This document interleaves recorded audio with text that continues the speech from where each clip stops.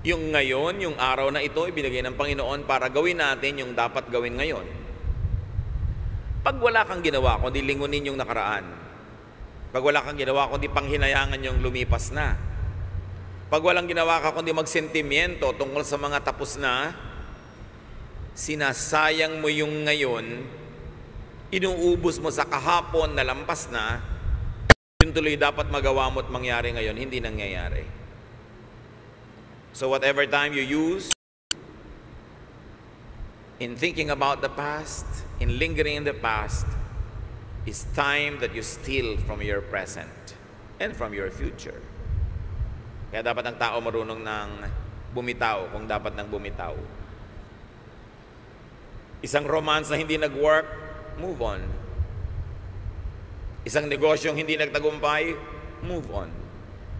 Ng mga nawalang opportunities, wala kang iisipin kundi panghinayangan, sisihin ang sarili o iba, you will not accomplish anything fruitful.